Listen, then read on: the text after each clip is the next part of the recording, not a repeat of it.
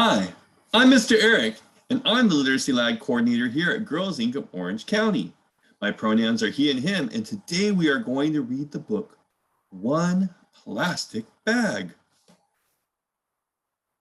All right, here we go. One Plastic Bag. This is the front cover of the book, and it has a woman down looking at a plastic bag. I actually see two plastic bags, it looks like, and some goats. This should be very interesting, I'm going to have to say.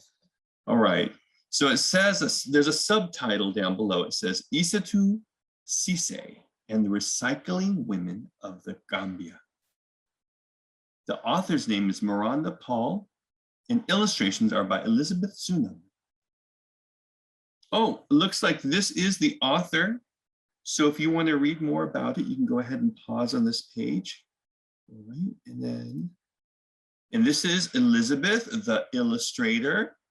So if you want to read more about her, she's very interesting as well. Go ahead and pause it and read about her. All right, here is the inside of the book cover.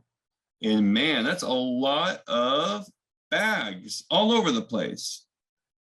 Here is the page where we have the dedications. It says, for Isatou and all who are being the change. And that's from the author. She dedicated it to her. And the illustrator dedicated the book for all the crafters of the world. Okay. And then the rest of what's on this page is our copyright information and all of our publishing information. Very important to have in a book, but we're not going to necessarily read it. All right, let's move on. But there's a goat saying hello. One plastic bag. Here is our title page inside the book. Naju, Gambia. Isatou walks with her chin frozen. Fat raindrops pelt her bare arms. Her face hides in the shadow of a palm leaf basket, and her neck stings with every step.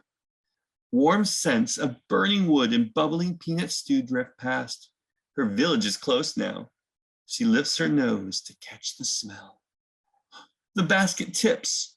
One fruit tumbles, then two, then 10. The basket breaks.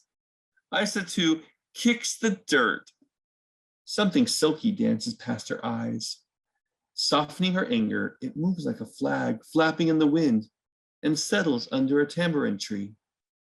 Isatou slides the strange fabric through her fingers and discovers it can carry things inside. She gathers her fruits in the bag. The basket is useless now. She drops it, knowing it will crumble and mix back in with the dirt. 4 goats greet Isatou as Grandmother Mabombe emerges from her kitchen hut. Hurry in before the rain soaks your beautiful Mabua. Isatou scurries in, and Grandmother serves spicy rice and fish. Rain drums on the creaking aluminum roof. I broke your basket, Isatou confesses, but I found this. Plastic? Grandmother frowns. There is more in the city. Day after day, Isatou watches neighbors tote their things in bright blue or black plastic bags. Children slurp water and wanjo from tiny holes poked in clear bags. Market trays fill with minties wrapped in rainbows of plastic. Minties are candies. The colors are beautiful, she thinks. She swings her bag high. The handle breaks. One paper escapes, then 2, then 10. That's just like the basket. Isatou shakes sand off her papers. Another plastic bag floats by, and she tucks her things inside. The torn bag is useless now. She drops it in the dirt, as everyone does. There's nowhere else to put it. So she did the same thing with her basket that she had, but since that was made out of plants that had been dried, guess what happens? Those turn back into dirt, but the plastic, not so. Day after day, the bag she dropped is still there. One plastic bag becomes 2, then 10, then 100. Plastic isn't beautiful anymore, she thinks. Her feet step down a cleaner path, and then the thought floats away. Years pass, and Isatou grows into a woman. She barely notices the ugliness growing around her. until the ugliness finds its way to her. Isatou hears a goat crying and hurries towards grandmother's house.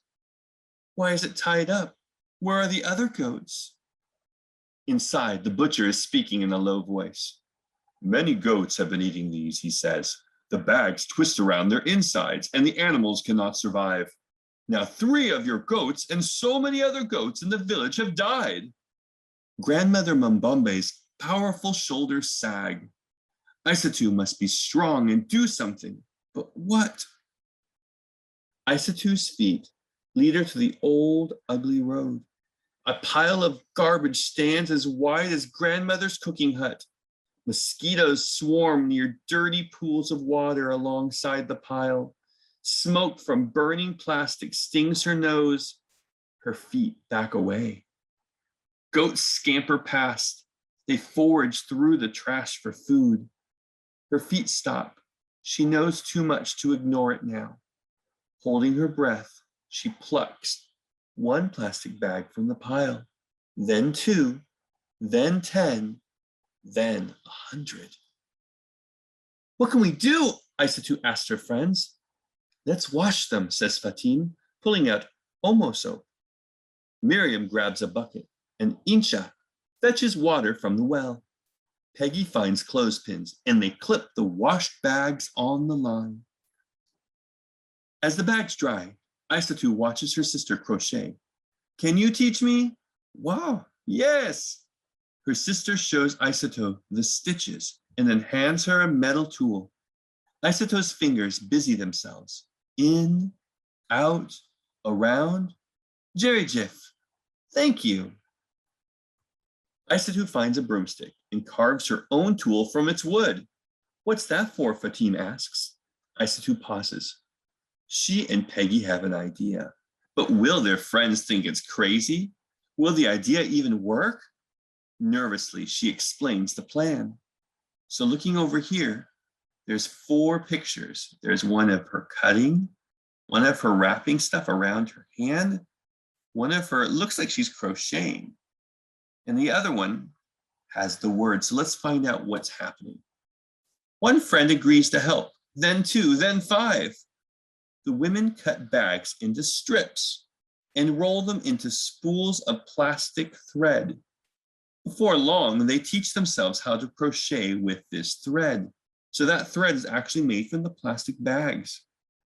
Naka, liki bi? Asked grandmother. How's the work? Nadanka, nadanka, answers Isatou. Slow. Some people in the village laugh at us. Others call us dirty. But I believe what we are doing is good. The women crochet by candlelight, away from those who mock them. You know, when people mock you, that means they're making fun of you out loud. It's not very nice. Until a morning comes when they will no longer work in secret. Fingers sore and blistered, Isatou hauls the recycled purses to the city.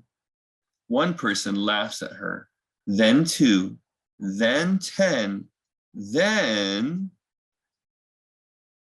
one woman lays Dalasi coins on the table. She chooses a purse and shows it to one friend, then 2, then 10. Soon everyone wants one. Isatou fills her own purse with Dalasi. She zips it shut and rides home to tell grandmother she has made enough to buy a new goat. When she passes the pile of rubbish, which is trash, she smiles because it's smaller now. She tells herself one day it will be gone and my home will be beautiful. And one day it was. We like that story. I think there's a lot of great things in this story. One of the great things is, of course, they cleaned up their village and got rid of all that trash. But the other thing is they were able to learn how to recycle. They were able to help their community by cleaning it up, but also providing money for the community so they could buy goats, so they can buy what they need, maybe some new clothes. Looks like she might have some new clothes. Maybe even her son has some new clothes. Looks like he's a lot older than he was. I think that's very exciting. All right, well, that was our book, One Plastic Bag. I hope you enjoyed it, and I look forward to reading you another book soon. Until then, don't forget, you are strong, smart, and bold. I'll see you later. Bye.